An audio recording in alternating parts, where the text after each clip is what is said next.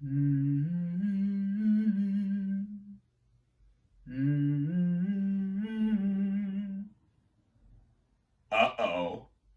What is up, everybody? Random Man here. I hope everyone out there is continuing to stay safe and be well during this unpredictable time, as I am here bringing you my review for Don't Worry, Darling.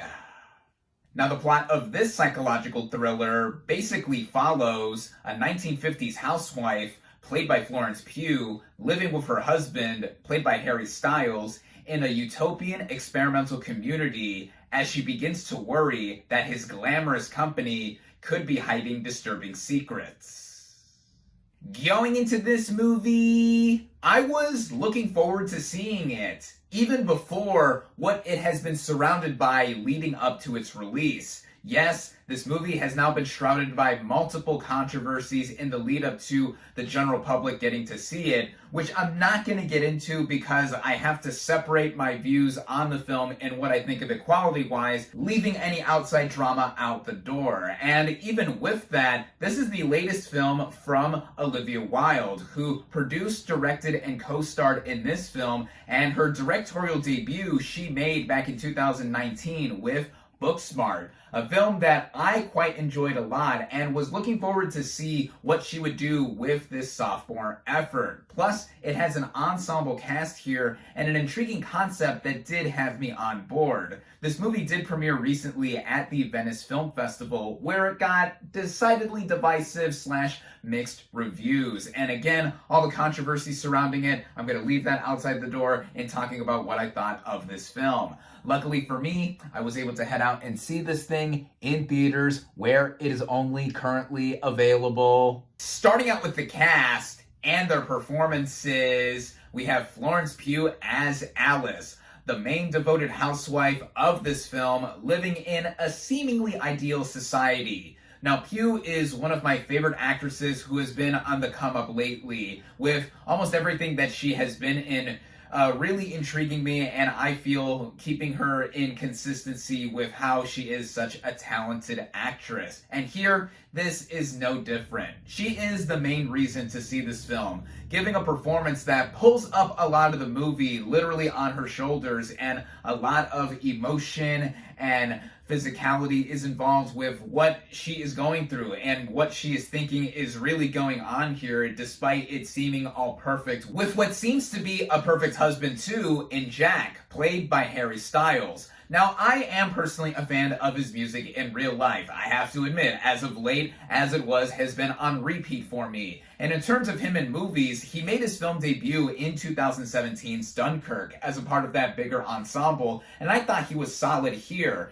And with this major film role in Don't Worry, Darling, he does step it up in terms of what he's able to do as an actor. Though I will say, it's not really much, at least with the way his character is written, because it's an archetype that is there for him to look and act pretty all across it for the most part. And the chemistry between himself and Pugh, I thought, was there as well. Even in the more spicy moments they had between each other, I was like, yeah, they are a very handsome looking couple together, but I didn't really think that much of it, even with the main plot at hand. And there's other people in here as well, such as Olivia Wilde herself playing Bunny, the best friend / next door neighbor to Alice. And I think that, yeah, she basically looks a lot like Jessica Rabbit, basically there to be another one of the multiple housewives that are doing what they're supposed to do in this kind of setting. Another one of them includes Margaret, played by Kiki Lane, who I thought made an impression with 2018's If Beale Street Could Talk. And here, in a small but pivotal role, I think that what she does in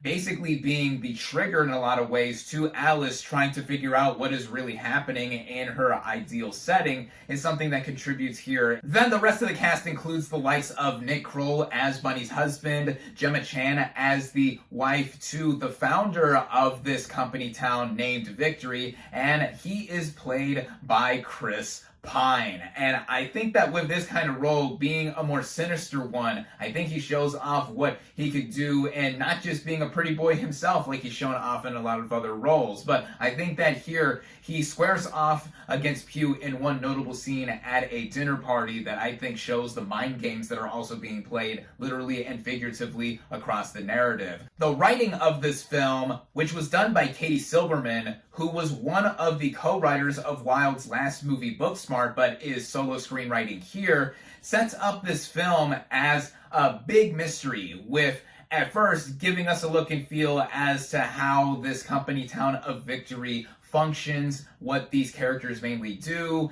and just what is set up to what is going to be discovered later on by our main character, Alice. This kind of setup has been done before, with a character slowly discovering that the truth that they've been living in has been nothing but a lie, and petering out a bunch of details going along with it. And through the eyes of Pugh's Alice, which I don't know if this was intentional or not, but it reminded me a lot of Alice in Wonderland, to where a lot of stranger things are being discovered along the way of this narrative, makes me really compelled to see what was happening. And I thought that across with what I was seeing, especially given Pugh's performance, that is what I was getting for the most part. I say for the most part because for about the first 2/3 or so of this movie, it's really about that buildup and mystery that is initially given to us trying to unravel the details as we go along with Alice. And as I said too, this really is reminiscent of a lot of other countless times this sort of framework has been done in film or TV. I'm not the first one to say this, but this movie is super Stepford-wise inspired, and there have been other movies as of late that have used that kind of framework that have been mixed into other things. One notable example being 2017's Get Out, which was basically Guess Who's Coming to Dinner meets the Stepford Wives, and Jordan Peele added his own flair and flavoring across it in its messaging and themes to make it unique overall. And Don't Worry Darling does try to do that with how it is all set up and executed, but I didn't think it did that much with it overall, similarly to another movie from earlier this year, Alex Garland's Men. Though, by the time that movie got to its third act, it left me both scratching my head as to what I was watching in its expression trying to be upheld, and also being jarred by the visceral imagery that was going on there. Without giving anything away, Don't Worry Darling has a third act that does unravel itself and gives us a twist of sorts that explains everything and what is really happening here. But I did not think it was anything that mind-blowing with how the buildup was leading up to it. And with this kind of movie, it really is almost everything that it has to be brought to us by the time it gets to that pivotal point. And I can even think of another superior example in it also starring Florence Pugh, with how it does something like this in commenting on society and gender roles a lot better. 2019's Midsummer, with that being more of a straight up horror movie there, and Pugh's main character Danny trying to also peter out details in what she is going on with this really weird vacation that she ends up going with her boyfriend on. And that just ended up with its own final 10 minutes also having a lot of visceral imagery. But I thought that in how it all came together, it came together into something that really just had me go on such a wild ride. Don't Worry Darling felt more rudimentary or run-of-the-mill to me by comparison, even with an aesthetic level that is totally there. I thought it was quite dashing to view overall. I thought that it had a unique look in terms of how it does its symmetry imagery, with a lot of circles and eyes being used to also back up what it's trying to do on a thematic level, which I did think was literally eye-catching. And even when you go on to individual parts as well, like the production design, the costume design, the cinematography by Matthew Lebetique, and the original score by John Powell, which I thought stood out in many moments. The use of vocals, mix of instrumentation there, definitely amped up a lot of the tension, and also just felt on its own like something that did feel like such a fever dream that Alice seems to think that she is living in. And how this is cut together and paced out with its 2-hour running time, I thought that it did leave me consistently entertained even when getting into that third act that didn't impress me all that much. And I think that it is a technically well-made movie all in all. Directing wise, I think that Olivia Wilde still shows some promise behind the camera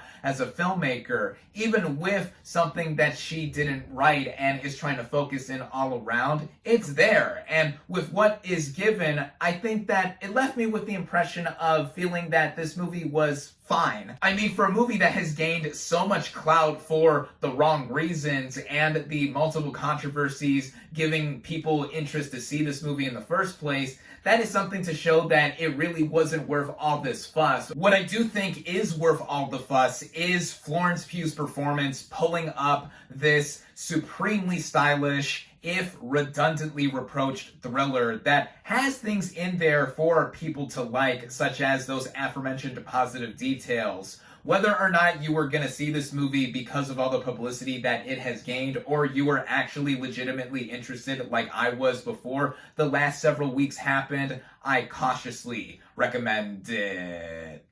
My final verdict for Don't Worry Darling is 3 out of 5 stars.